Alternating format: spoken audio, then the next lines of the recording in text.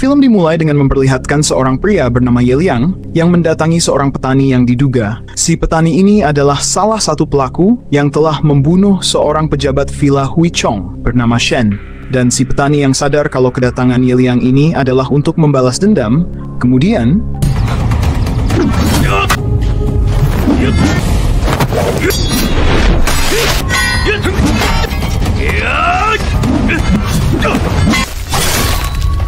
ya, setelah menghabisi si petani, Ye Liang kemudian mendatangi sebuah tempat salah satu pejabat bernama Butong. Namun setibanya di sana, dia dihadang oleh para pengawalnya si Butong dan inilah yang terjadi.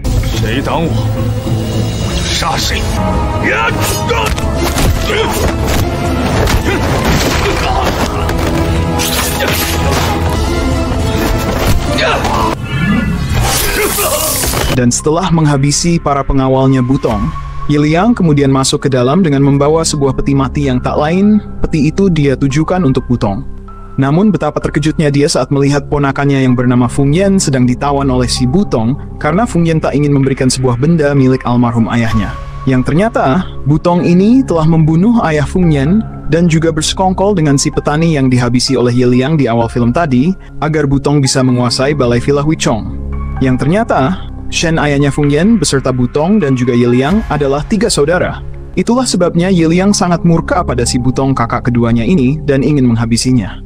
Dan ketika Ye Liang meminta Butong untuk melepaskan Feng Yan, Butong menolak. Dan inilah yang terjadi. Dan ya, Ye Liang terpaksa harus menghadapi keempat anak buah Butong yang bagi Ye Liang, mereka ini tak ada apa-apanya dan berhasil menghabisinya.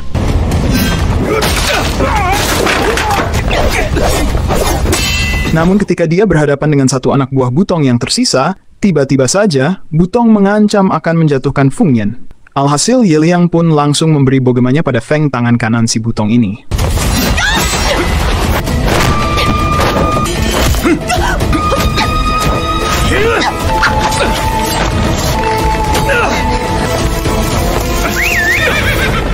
Dan akhirnya Ye Liang berhasil membawa Feng Yan kabur dari tempat itu. Akan tetapi, Butong segera membuat sayembara kepada seluruh seniman bela diri untuk menangkap Ye Liang dan Feng Yan.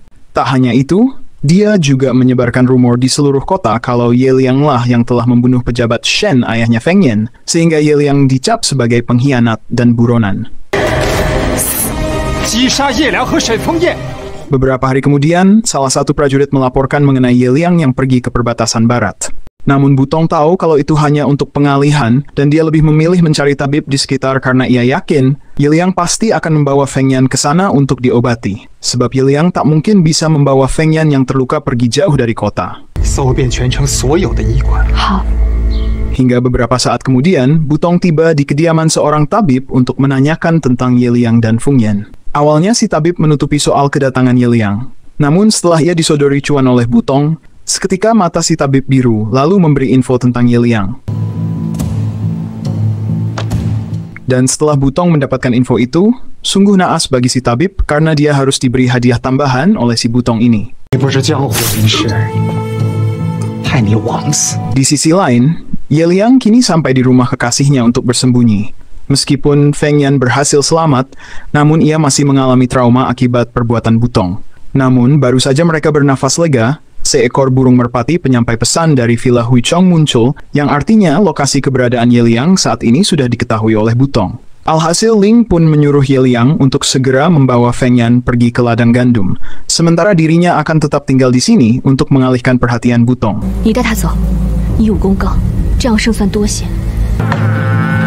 Dan benar saja, tak lama setelah Ye Liang dan Feng Yan pergi, muncullah Butong bersama para pasukannya dan mereka tak menemukan Ye Liang di sana, sehingga Feng si tangan kanan pergi mengejar Ye Liang. Sementara Butong mencoba menginterogasi Ling dengan mengajaknya ngeteh. Akan tetapi, di saat Ling mengambilkan Butong segelas teh, tanpa Ling ketahui, Butong telah menukar cangkirnya dengan teh yang sudah Butong taburi racun. Alhasil, Ling pun tak berdaya sehingga ia diarak di hadapan warga sebagai contoh bagi siapa saja yang berani melindungi dan menutupi keberadaan Ye Liang. Dan ketika mereka semakin menjadi-jadi menghakimi Ling, tiba-tiba... Ya, ternyata Ye Liang belum pergi meninggalkan kota karena khawatir pada Ling kekasihnya. Setelah itu, Ye Liang menyuruh Ling untuk segera pergi membawa Feng Yan ke ladang gandum. Sementara dirinya akan menghadapi pasukan Butong terlebih dulu.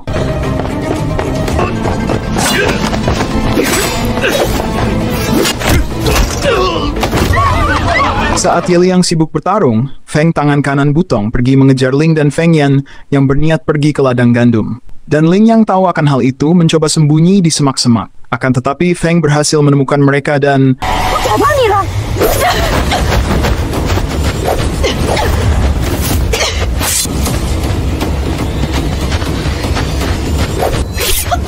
Karena kondisinya yang lemah akibat racun, Ling pun berhasil dikalahkan. Namun Ling terus mencoba menghentikan Feng hingga akhirnya Ling pun tewas. Dan ketika si Feng ini akan menangkap Feng Yan, untung saja Ye Liang segera datang. Akan tetapi, melihat Ling kekasihnya yang terbunuh oleh si Feng ini, membuat Ye Liang sangat murka, dan inilah yang terjadi.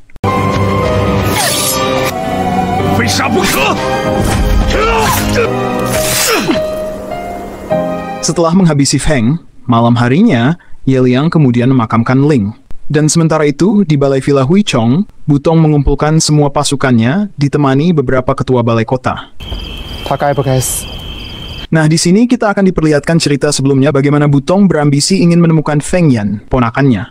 Kala itu, Butong sempat akan dibawa ke pengadilan oleh Shen, kakak pertamanya yang tak lain adalah ayahnya Feng Yan, karena Butong sudah melakukan kejahatan.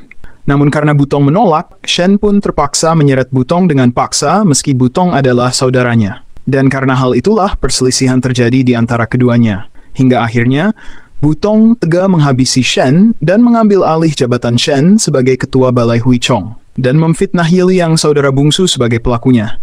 Itulah sebabnya Ye Liang sangat dendam pada si Butong kakak keduanya ini. Di sini salah satu pejabat balai kota sempat menentang tindakan Butong untuk mencari Ye Liang yang dirasa itu terlalu berlebihan. Apalagi, Butong juga belum mendapatkan bukti konkret kalau Ye Lianglah pelaku pembunuhan. Akan tetapi, Butong yang tak terima dikomplain pun langsung melakukan ini pada si pejabat balai kota. Setelah melihat kejadian itu, beberapa ketua balai kota mulai khawatir dengan respon pihak kerajaan. Namun, Butong segera membungkam ketua balai kota dengan menaikkan boti untuk menangkap Ye Liang. Berita pun mulai disebarkan dan beberapa seniman bela diri mulai antusias untuk menangkap Ye Liang. Sementara itu di tempat lain, Ye Liang dan Feng Yan tiba di sebuah kedai teh. Namun, Ye Liang mulai curiga setelah pelayan kedai tersebut tidak tahu mengenai teh yang ditanyakan oleh Ye Liang. Dan benar saja, pelayan tersebut langsung mengincar Feng Yan, sehingga Ye Liang pun kembali bertarung dengan beberapa seniman bela diri.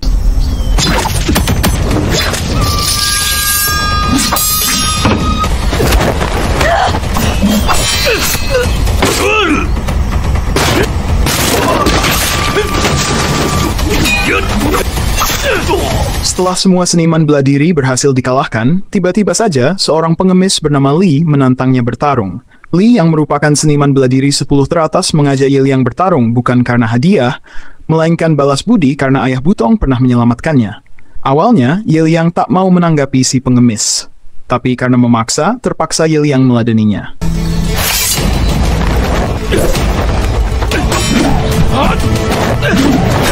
Namun di tengah pertarungan, Feng Yan muncul dari tempat persembunyiannya, sehingga Ye Liang lebih memilih melindungi Feng Yan. Dan Li yang merupakan petarung sejati tak ingin memanfaatkan situasi ini. Oleh karena itu, ia meminta pada Ye Liang jika urusan Ye Liang membebaskan Feng Yan sudah selesai, Li ingin agar pertarungan mereka ini kembali dilanjutkan. Setelah itu, Li pergi. Setelah pertarungan yang tertunda, Li menemui Butong untuk memutuskan kontrak mengejar Ye Liang. Li menganggap mengejar seorang bocah yatim piatu melanggar moral seorang seniman bela diri. Namun Butong tak mempedulikan hal itu. Ia lebih memilih mengganti Li dengan kakak seperguruan Ye Liang yang bernama Buai. Dan Wang Buaya ini terkenal akan kelicikannya dan jahat. Ia tak ingin ada saingan dalam perburuan Ye Liang, sehingga dengan otak liciknya, ia langsung menikam Li, sehingga Li pun tewas.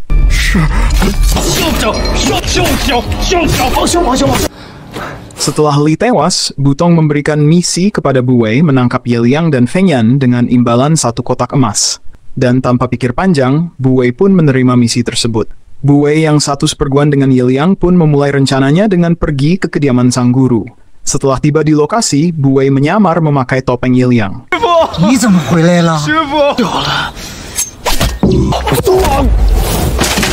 Namun, sang guru sadar bahwa Bu Wei sedang menyamar. Karena rencananya terbongkar, Bu Wei lalu melemparkan racun ke arah sang guru, lalu kabur.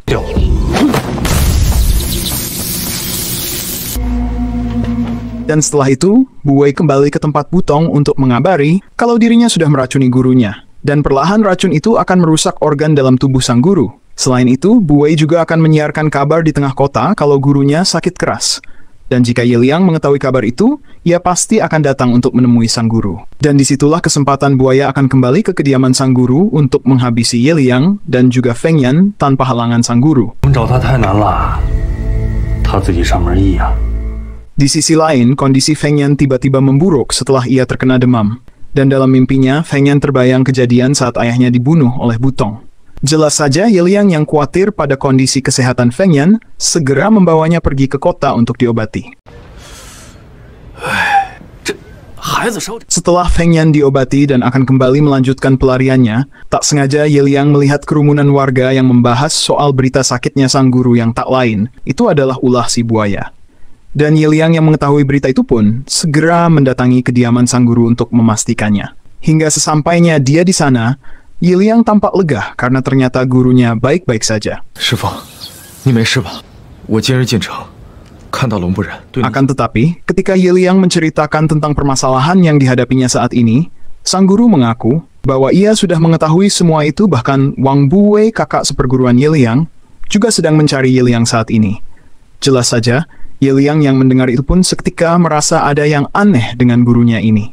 Hingga ketika mereka akan makan bersama, Ye Liang merasa semakin aneh dengan tingkah gurunya ini. Dan inilah yang terjadi.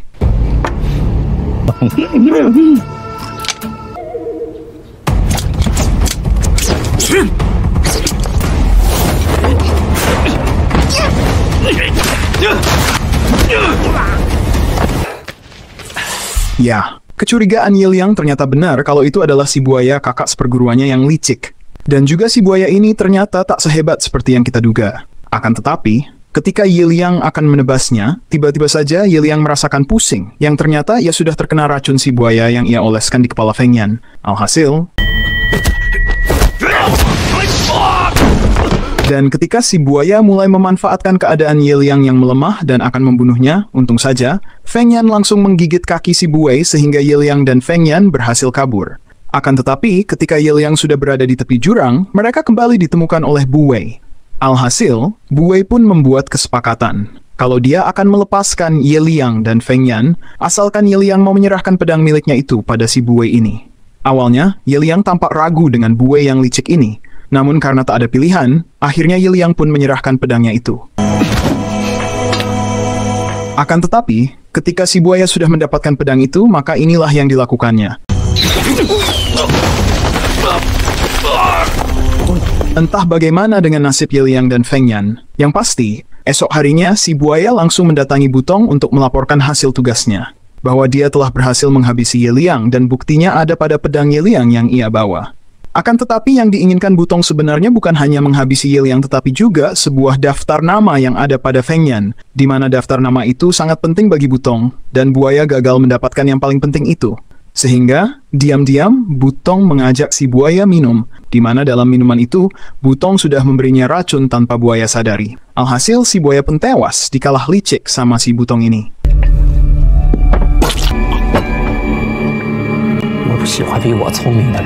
Di sisi lain, ternyata Ye Liang dan Feng Yan masih hidup, dan mereka berhasil diselamatkan oleh sang guru. Dan di sini pula lah Feng Yan akhirnya memberitahu Ye Liang tentang sebuah daftar nama yang ia sembunyikan selama ini dari Butong pamannya yang jahat itu.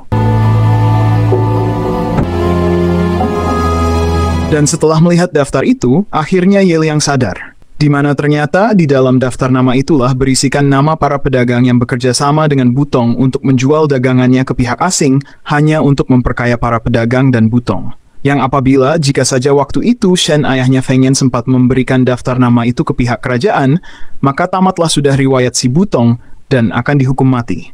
Itulah sebabnya sebelum Shen menyerahkan daftar itu ke kerajaan, Butong terlebih dulu menghabisinya, dan merekayasa kematian Shen, seolah itu dilakukan oleh Ye Liang.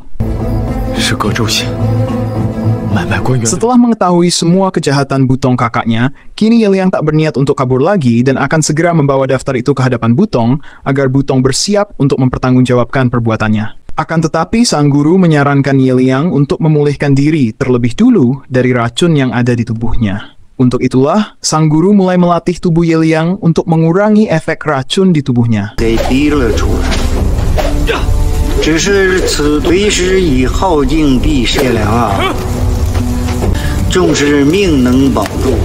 Dan selang beberapa hari kemudian, Ye Liang pun kini sudah siap untuk mengakhiri masalahnya dengan Butong. Dengan meninggalkan Feng Yan bersama sang guru, dia kemudian pergi. Di sisi lain, Butong melakukan pertemuan dengan pejabat kekaisaran. Dalam pertemuan itu, sang pejabat merupakan pendukung Butong yang sudah mengetahui masalah mengenai daftar nama. Namun, sang pejabat tidak akan lagi melindungi Butong jika daftar nama itu tersebar ke publik. Untuk meyakinkan sang pejabat, Butong berkata bahwa ia telah membunuh Ye Liang adiknya dan juga ponakannya.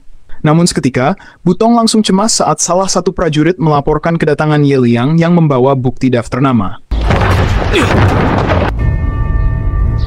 Karena tak ingin mengecewakan sang pejabat, Butong pun berinisiatif untuk mengatasi masalah itu. Sayangnya sang pejabat tidak mempercayai Butong mengingat sifat liciknya. Kemudian sang pejabat memerintahkan salah satu bawahannya untuk ikut Butong. Jika Butong tak mampu menyelesaikan masalah, ia memerintahkan untuk mengeksekusi Butong. Sebelum Butong pergi, ia menyarankan sang pejabat untuk meminum teh terbaik yang ia sediakan. Sementara itu, Ye Liang menunjukkan sebuah daftar nama yang selama ini Butong cari. Saat prajurit utusan dari sang pejabat mencoba untuk mengabulkannya, saat itulah Butong membunuh prajurit tersebut. Dengan Butong yang membunuh prajurit itu, cukup menjadi tambahan bukti atas semua perbuatan Butong. Akhirnya Ye Liang pun memutuskan hubungan persaudaraan dengannya dan menyerang Butong.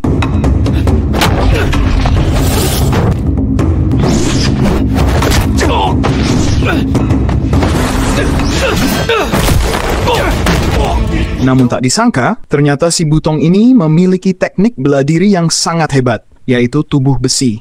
Dia tak mempan pedang, bahkan tak ada satupun serangan Ye Liang yang mengenainya, dan Ye Liang sangat dibuat kewalahan menghadapinya.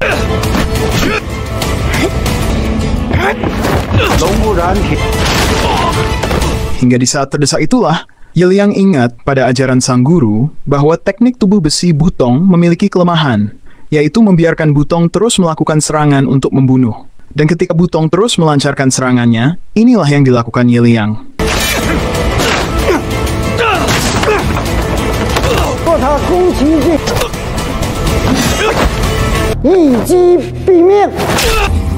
Ya, itulah kelemahan si Butong ini. Tusukan pisau tepat di lehernya dan dia pun tewas seketika. Di sisi lain, sang pejabat juga tewas setelah mengikuti saran dari Butong untuk meminum teh. Dengan tewasnya sang pejabat akibat racun, ditambah bukti daftar nama menjadi bukti kuat atas perbuatan Butong. Lalu setelah masalahnya selesai, Ye Liang kembali pulang ke kediaman sang guru. Akan tetapi, sang guru ternyata sudah meninggal akibat racun dari si buaya yang ia sembunyikan dari Ye Liang selama ini. Dan setelah memakamkan sang guru, maka film pun berakhir.